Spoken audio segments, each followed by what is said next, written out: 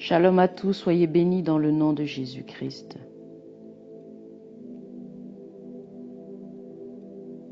Père, mon âme te loue de ce que tu m'as choisi pour annoncer la justice aux nations, pour annoncer la bonne nouvelle jusqu'aux confins de la terre. Merci Père pour la grâce.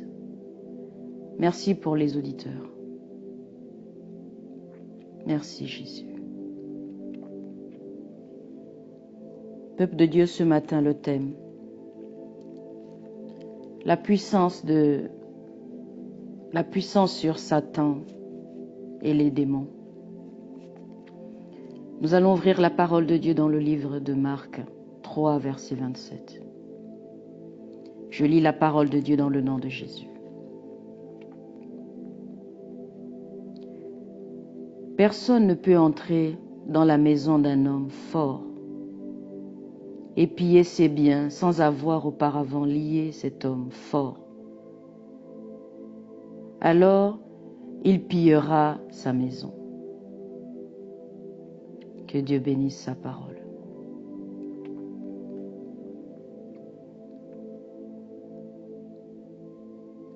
Dans l'évangile de Marc, il insiste principalement sur le fait que Jésus accordait une importance toute particulière à la défaite de Satan et de ses puissances démoniaques.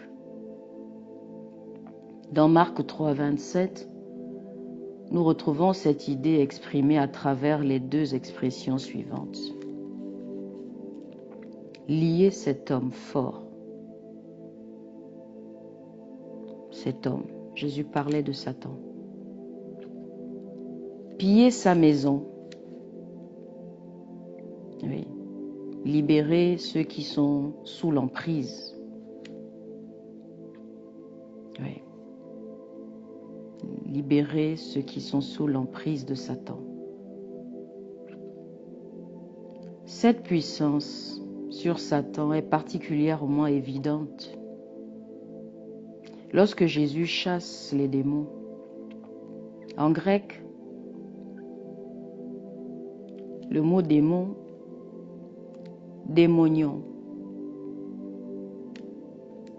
ou ça veut dire aussi mauvais esprit, en d'autres termes.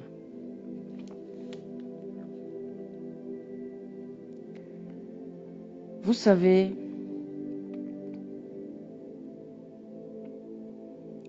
le Seigneur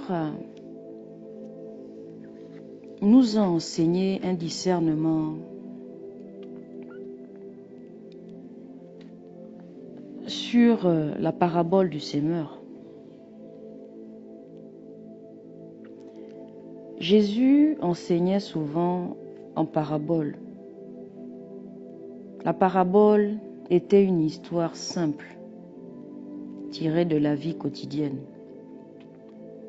qui révélait une vérité relative aux croyants de Dieu, à ceux dont les œuvres étaient prêts à entendre,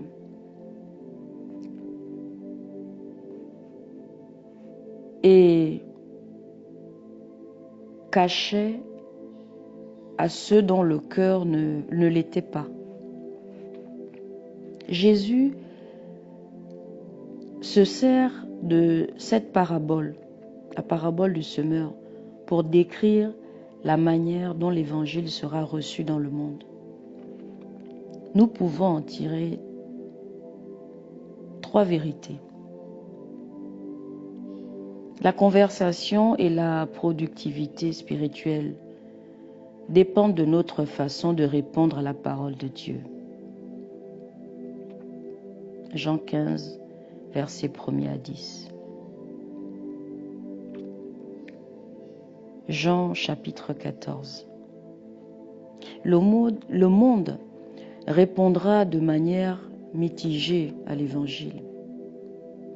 Certains de ceux qui l'entendront ne le comprendront pas. Oui. D'autres croiront et parviendront au salut, mais finiront par tomber et par s'éloigner de Dieu.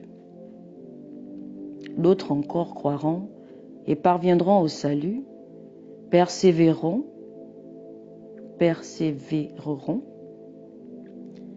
et porteront du fruit à des degrés divers. Les ennemis de la parole de Dieu sont Satan, les soucis, les richesses et les plaisirs du monde. Oui, bien-aimés.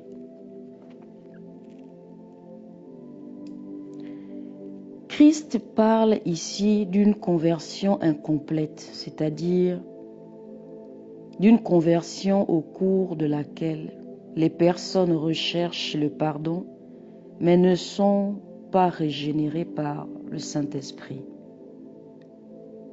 Oui. La régénération est importante. Ces personnes ne reçoivent pas le salut, ne passent pas par la nouvelle naissance et n'entrent donc jamais dans une communion véritable avec le croyant. Oui. Ils ne sont pas en communion avec les frères véritablement, dans la foi. Dans d'autres cas, s'ils deviennent membres d'une église, ils ne manifestent pas un engagement automatique envers Christ et une véritable séparation d'avec le monde. Les demi-conversions existent et résultent des faits suivants dans l'Église. L'Église ne s'occupe que très peu de ceux qui cherchent Dieu sans leur enseigner l'Évangile et ses exigences de façon adéquate. L'Église ne prend pas soin de ceux qui cherchent Dieu et qui sont sous l'emprise du diable. Matthieu 10, verset 1er, verset 8. Matthieu 12, verset 22 à 29. Matthieu 16, verset 15 à 17. Ceux qui cherchent Dieu croient seulement avec leur intelligence et non avec leur cœur, c'est-à-dire être intérieur, leur être intérieur, leur personnalité. Acte 2, 37, 2 Corinthiens 4, verset 6. Leur repentir n'est pas sincère, ou ils ne se détournent pas du péché. Oui. Matthieu 3, verset 2. Acte 8, verset 18 à 23.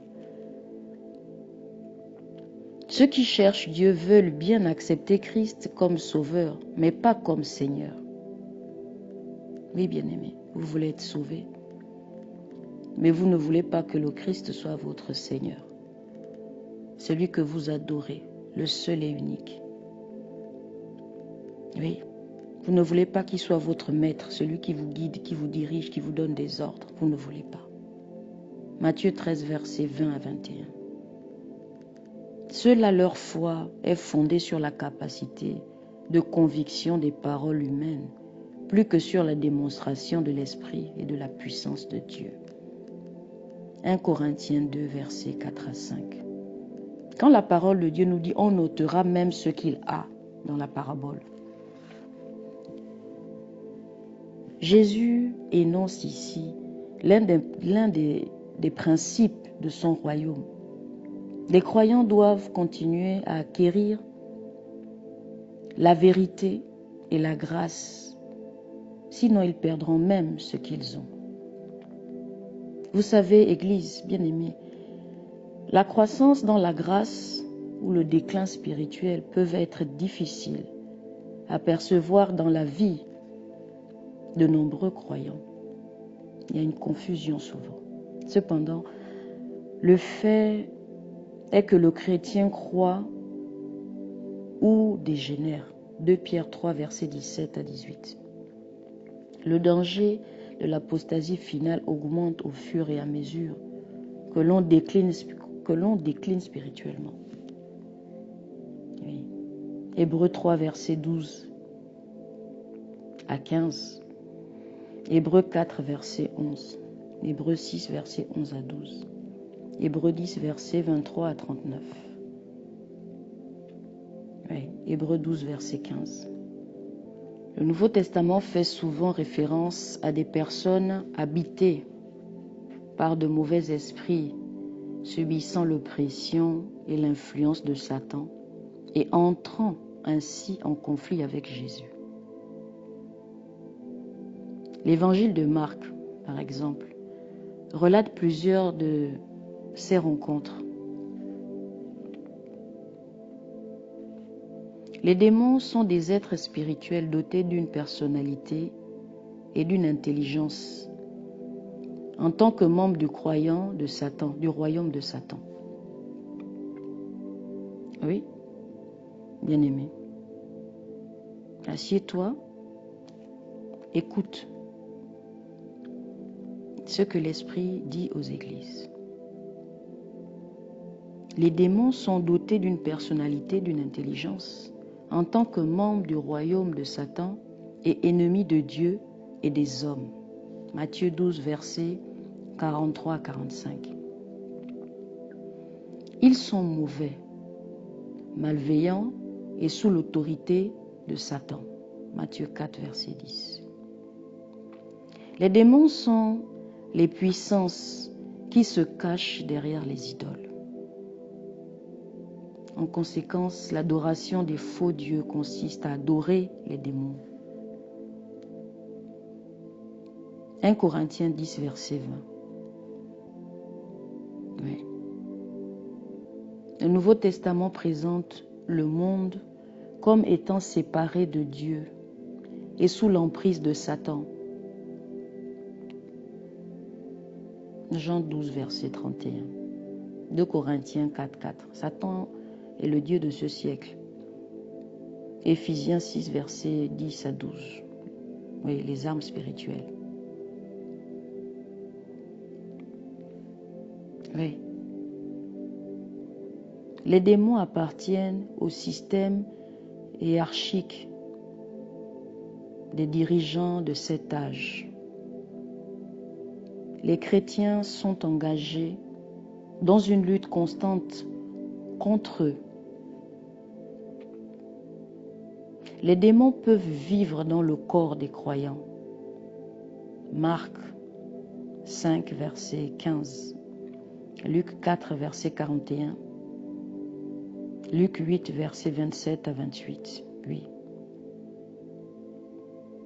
Les démons peuvent vivre dans le corps du croyant, bien-aimé. Acte 16, verset 18. Ils peuvent utiliser leur voix pour parler, et ils le font souvent.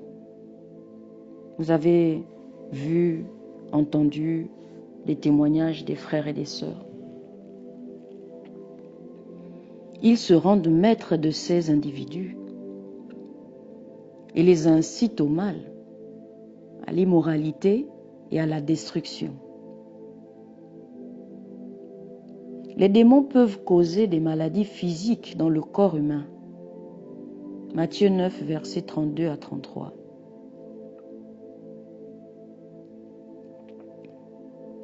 Oui. Marc 9, versets 20 à 22. Luc 13, verset 11. Luc 13, verset 16. Matthieu 12, verset 22. Matthieu 17, verset 14 à 18. Bien-aimés, bien que toute maladie ou infirmité ne soit pas nécessairement liée à l'action d'esprits malins. Oui, Matthieu 4, verset 24, Luc 5, verset 12 à 13. Ceux qui pratiquent le spiritisme et la magie, la sorcellerie, pactisent avec les mauvais esprits. Cela peut facilement conduire à l'asservissement démoniaque. Peuple de Dieu, écoutez. Vous qui pratiquez la magie, vous qui pratiquez ces sciences occultes, mystico-dynamiques, vous qui vous détournez du Dieu vivant, le Dieu créateur qui est lumière.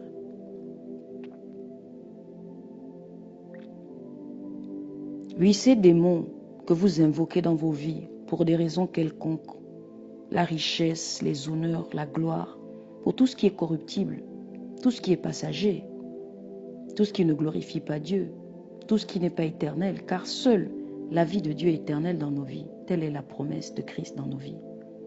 Cela peut facilement conduire à l'asservissement démoniaque. Acte 13, verset 8 à 10. Acte 19, verset 19. Galates 5, verset 20. Apocalypse 9, verset 20. Les mauvais esprits seront particulièrement actifs dans les derniers jours. Ils encourageront les hommes à se livrer à l'occultisme, à l'immoralité, à la violence et à la cruauté. Ils prendront d'assaut la parole de Dieu et la véritable doctrine. Matthieu 24, 24, 2 Corinthiens 11, versets 14 à 15, 1 Timothée 4, verset 1er. L'activité démoniaque sera à son comble lors de la venue de l'Antichrist et de ses disciples. 2 Thessaloniciens 2, verset 9, Apocalypse 13, verset 2 à 8, Apocalypse 16, verset 13 à 14. Jésus et les démons, à travers ces miracles, Jésus attaque souvent la puissance de Satan et des démons. Alléluia, gloire à Dieu. Il est le roi, il est le maître. Matthieu, chapitre 1er, verset 26. Le verset 34 de Marc, chapitre 1er, verset 26. Marc, chapitre 1er, verset 34.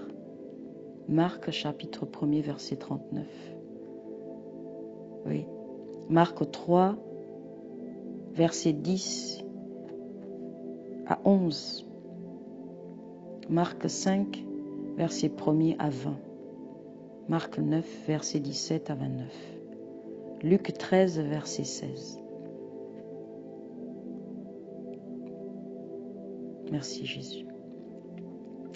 Jésus a clairement démontré qu'il était venu sur terre afin de lier Satan et de libérer ceux qui étaient sous son emprise. Matthieu 12, verset 29.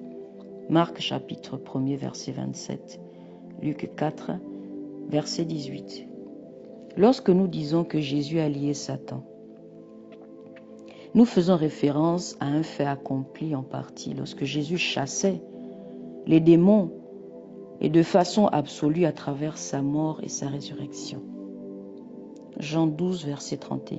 Ces événements ont brisé la puissance du royaume de Satan et restauré la puissance du royaume de Dieu. Alléluia. Merci Jésus. L'enfer, le mot enfer, en grec, Shehen, oui, la gêne, Shehen, le lieu de tourment,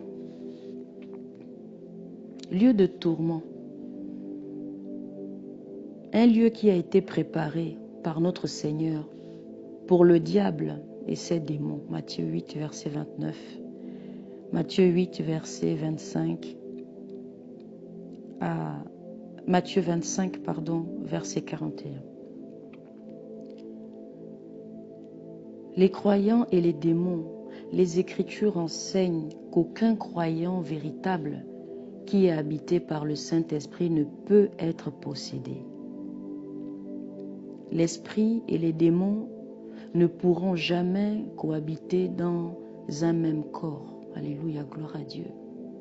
2 Corinthiens 6, versets 15 à 16. Toutefois, le démon peut influencer les pensées, les émotions et les actes du chrétien qui ne se laisse pas guider par l'Esprit de Dieu. Matthieu 16, verset 23, 2 Corinthiens 11, verset 3 et verset 14. Jésus a promis aux croyants véritables qu'il aurait autorité sur la puissance de Satan et de ses cohortes. Alléluia, gloire à Dieu, Église. Ainsi, lorsque nous y sommes confrontés, nous devons briser la puissance qu'ils tentent d'exercer sur nous et sur les autres en nous engageant dans cette lutte spirituelle intense, et ce, par la puissance de l'Esprit Saint. Luc 4, versets 14 à 19. Amen.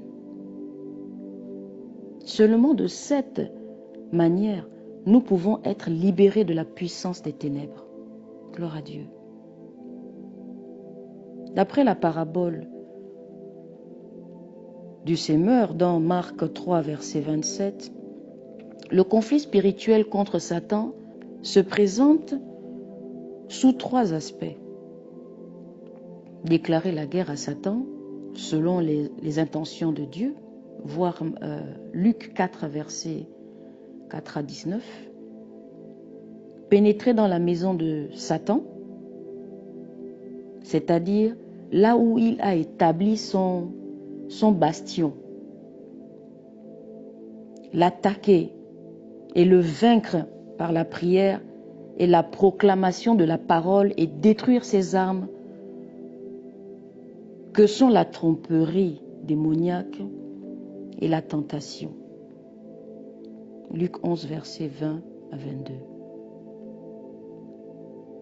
Nous devons lui arracher ses possessions, par exemple en délivrant ceux qui ont été tenus captifs par la puissance de Satan et les remettre à Dieu pour qu'ils reçoivent le pardon et la sanctification par la foi en Jésus-Christ.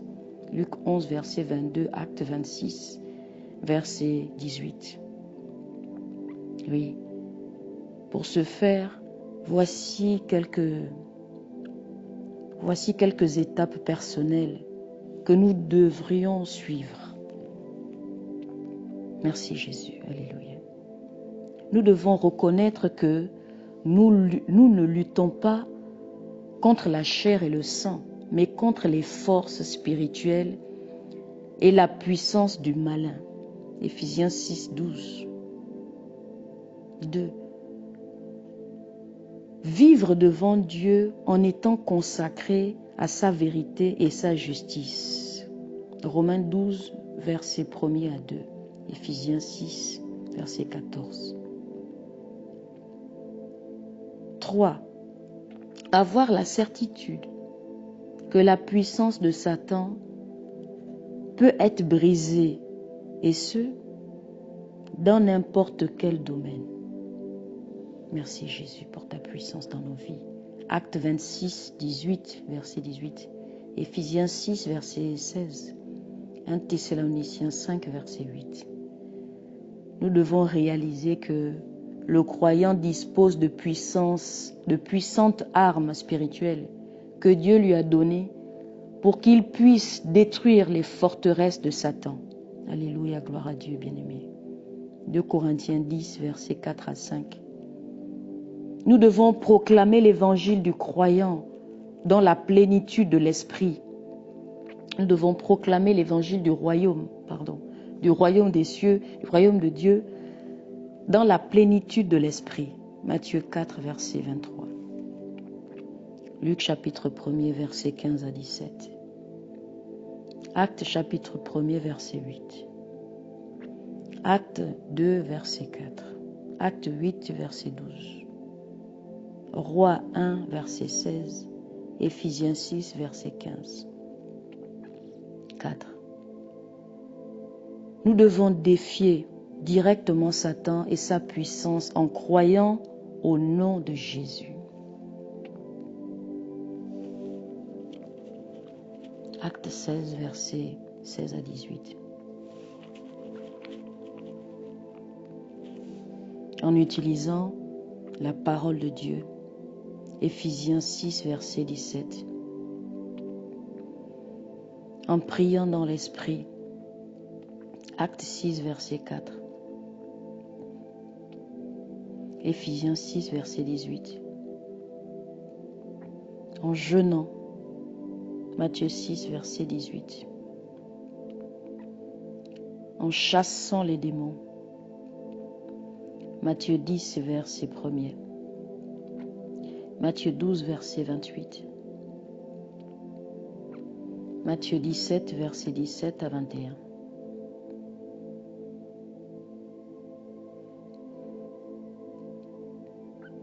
Marc 16, verset 17. Luc 10, verset 17.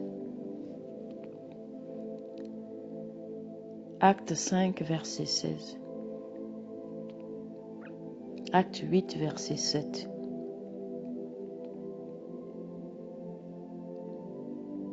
Acte 16, verset 18. Acte 19, verset 12. Que Dieu bénisse sa parole.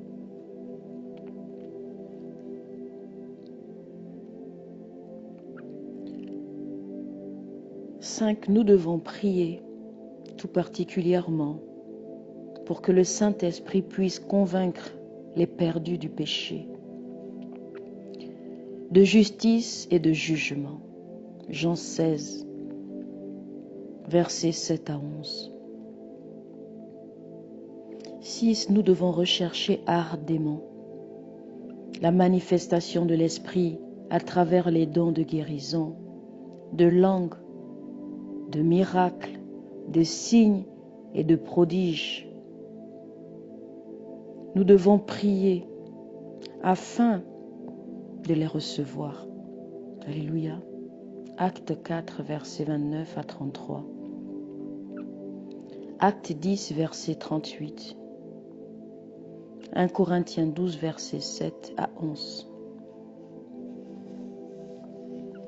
Oui, bien-aimés.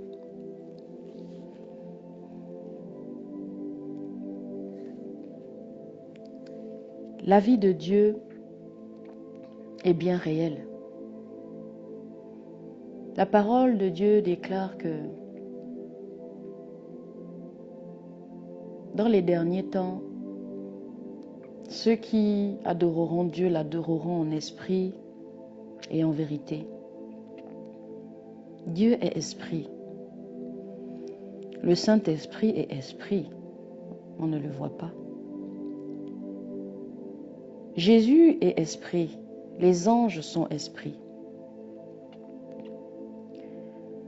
Satan est esprit. Les démons sont esprits.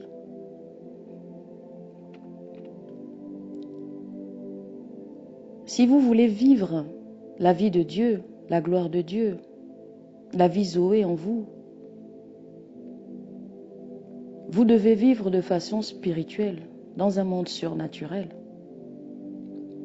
Parce que de la même façon que chez vous, il fasse jour ce matin, ou qu'il fera nuit ce soir, c'est de la même façon que la terre tourne et que dans d'autres nations, d'autres pays, pendant qu'il fasse jour chez vous, il fasse nuit chez eux. Le monde ne cesse de s'arrêter. Le monde ne cesse de tourner. C'est pour cela que je t'exhorte, toi, mon frère ou ma sœur qui m'entend, qui m'écoute ce matin, à savoir que ce que tu vois devant toi n'est pas le monde réel, le monde est spirituel. C'est pour ça que la parole de Dieu déclare que nous n'avons pas à combattre contre la chair et le sang, mais contre les principautés du monde mystique des ténèbres, contre les princes de ce monde. C'est pourquoi il nous a donné le pouvoir de marcher sur les serpents, les scorpions, les vipères et sur toute la puissance de l'ennemi, toute la puissance de Satan, du diable, afin que rien ne puisse nous nuire. Nous devons, bien-aimés, nous revêtir de toutes les armes de Dieu, nous revêtir de l'armure spirituelle. Oui, je revais l'armure spirituelle. Je porte la vérité pour ceinture amérinée autour de ma taille. Je revais la cuirasse de justice sur mon corps. Je porte pour chaussure à mes pieds le zèle que me donne l'évangile de la paix. Je porte le casque du salut. je prends l'épée de l'Esprit qui est la parole de Dieu. Oui. Et le bouclier de la foi avec lequel je pourrai éteindre tous les traits enflammés du malin. Oui, telle est notre armure spirituelle, comme un soldat qui va en guerre. Bien-aimé, être croyant, c'est quoi? C'est faire partie tout naturellement de l'armée céleste. Et quand on est dans l'armée, on entend des bombes de tous les côtés. Nous sommes secoués de tous les côtés. Nous sommes au front. Nous sommes attaqués en permanence. Et pour être au front, il faut être revêtu de cette armure spirituelle. En appliquant les commandements de Dieu dans l'obéissance à sa parole. En marchant selon l'Esprit de Dieu. Oui, bien-aimé. Reçois cette armure spirituelle ce matin, dans l'obéissance de la parole de Dieu. Et les Écritures qui sont l'autorité suprême dans la vie du croyant au nom de Jésus-Christ de Nazareth. Merci Jésus.